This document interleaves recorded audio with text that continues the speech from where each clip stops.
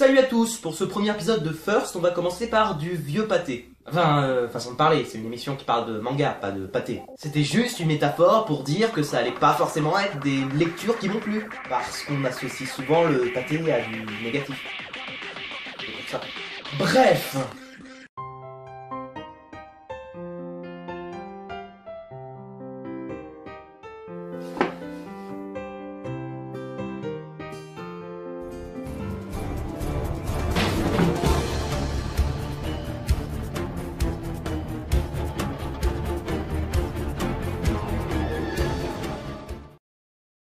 J'ai fini par céder à ma curiosité en lisant l'une des œuvres de Gosho Aoyama, que l'on connaît surtout pour Détective Conan. Mais devoir m'attaquer à une série de plus de 80 tomes, j'étais pas très chaud, hein. Du coup, je me suis tourné vers sa dernière série en date, Magic Kaito. Ou plus exactement, une série qu'il écrit à ses heures perdues.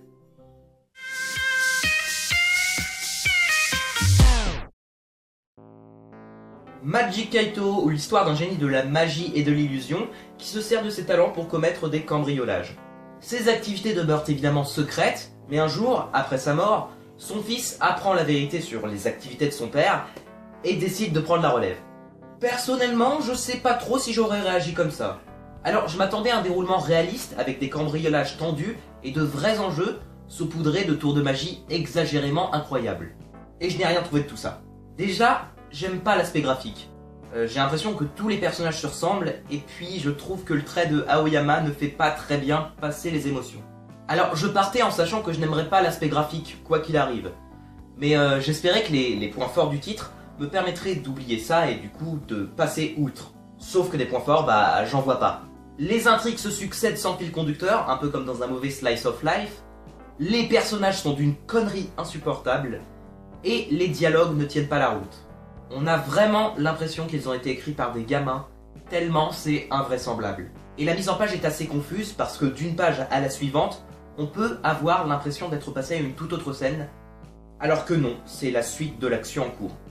Mieux, dans le dernier chapitre de ce tome, l'ennemi de Kaito, le protagoniste de l'histoire, d'où le titre du manga, est une sorcière. Pour le réalisme on repassera, et entre ça et le manque d'enjeux flagrants, difficile de réussir à se plonger réellement dans l'univers et à le trouver cohérent. Bilan, je m'arrête là. Rien, même pas un tout petit espoir me donne envie de continuer la lecture. Du coup, je découvrirai peut-être Détective Conan un jour s'il y a moins de défauts qu'ici. Mais pas tout de suite en tout cas. Disons que j'ai envie de reposer mon esprit entre deux lectures décevantes.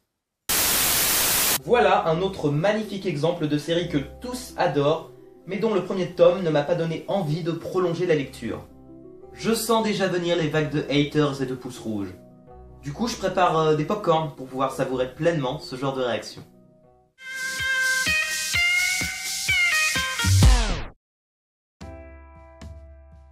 Jojo's Bizarre Adventure, mon saut de culture au Japon et chef-d'œuvre chez nous. J'ai beaucoup hésité avant de lire ce manga, bien que la façon dont l'univers est étendu m'a beaucoup enthousiasmé. Vous connaissez tous la formule. Un protagoniste nommé Jotaro par génération, surnommé Jojo, et des stands sortes de pouvoirs représentés de différentes manières. Du coup, Stardust Crusaders, c'est la 3e saison, située dans un contexte presque actuel et considérée comme la meilleure porte d'entrée dans l'univers de Jojo's Bizarre Adventure. Visiblement, j'avais pas le bon trousseau de clés, parce que j'ai pas adhéré. Notez au passage la métaphore pourrie. J'ai beaucoup de mal à me plonger dans l'histoire tant le style graphique me perturbe. C'est tellement détaillé que je sais plus où donner de la tête. L'auteur du manga, Hirohiko Araki, met l'accent sur absolument tous les détails, au point justement qu'il n'y ait plus de détails, tout étant relégué au même niveau d'importance par le dessin. C'est peut-être notamment pour ça que j'ai du mal à suivre les chorégraphies de scènes de combat. Même scénaristiquement, j'ai pas vraiment trouvé d'intérêt. C'est même très basique, très cliché. Alors j'imagine bien qu'à l'époque de la sortie du manga, c'était original, mais l'originalité est bien souvent éphémère. Je peux tout à fait qualifier cette série de pilier du monde du shonen, parce qu'elle a inspiré beaucoup d'œuvres qui ont suivi. Mais puisque tout le monde a pris la relève, l'œuvre originale ne l'est plus, et bah justement originale.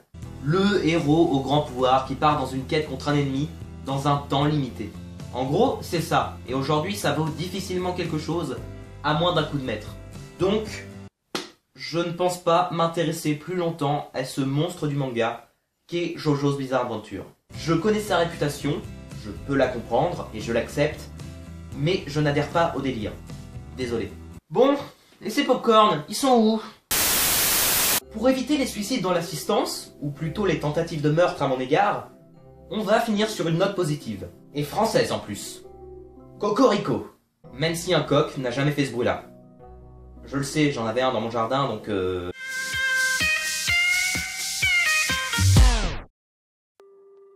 Ogrest, un manga de Mig. C'est dur à dire un peu. C'est bien évidemment une extension de plus à l'univers transmédia qu'est le Cosmos. Ils ont quand même de sacrées couilles chez Ankama. Je reste toujours autant admiratif devant un boulot aussi titanesque. Bon, quoi qu'il en soit, Ogrest c'est le nom du protagoniste de ce manga éponyme. Pour les non-initiés à ce bordel riche et complexe qu'est le Cosmos, il existe deux ères principales, l'âge des Dofus et l'ère du Wakfu. Entre les deux, il y a eu le chaos d'Ogrest, et c'est exactement ce qui va être raconté ici, des débuts du personnage jusqu'à sa période de chaos, qui n'évoque rien de positif si vous n'êtes pas trop con. Ce premier tome est riche dans l'éveil de la curiosité. Beaucoup d'idées sont mises en place et ça semble tenir debout. Mais ça, seul l'avenir pourra le confirmer ou l'infirmer. Et j'espère bien que ça va tenir debout, parce que pour le moment il y a tout plein de personnages cool, mais à l'intérêt assez limité scénaristiquement. Même graphiquement, c'est plutôt sympa. Dans les proportions c'est très manga, mais les visages ont quelque chose de beaucoup plus européen. Je trouve le trait vraiment agréable, pas agressif pour un sou. Et il restitue très bien les formes plantureuses du personnage de Datura, qui est en fait une poupée, ce qui fait me sentir très sale quand je la mate, du coup. Donc oui, bien évidemment, je vais continuer la lecture de cette série. Et oui, bien évidemment, je la conseille. Et même pour ceux qui ne sont pas du tout initiés au Cosmos, ce manga peut être une bonne lecture, que ce soit en tant que lecture indépendante, ou en tant que porte d'entrée dans le vaste univers d'Ankama. Petit bémol cependant, la série est en sens de lecture occidentale, soit de gauche à droite, et non pas dans le sens de lecture japonais. Bon, d'un côté c'est logique, puisque c'est français, et qu'on perçoit parfaitement le côté européen dans l'aspect graphique. Non, et puis c'est bien, comme ça nous rappelle que c'est de chez nous, et puis notamment le rythme de parution à la française. Au moins comme ça, vous pouvez vous tâter quelques années avant de commencer ou non la série. De toute façon, vous n'aurez que peu de retard avec un tome qui sort par an. Et encore.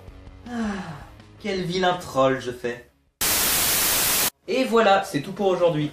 Je rappelle à ceux qui frétillent d'impatience à l'idée de mettre un pouce rouge sur cette vidéo que c'est mon avis, et c'est donc purement subjectif. Libre à vous de penser autrement, même si entre nous, je pense que j'ai le meilleur avis du monde. Tchuss. Allez vous faire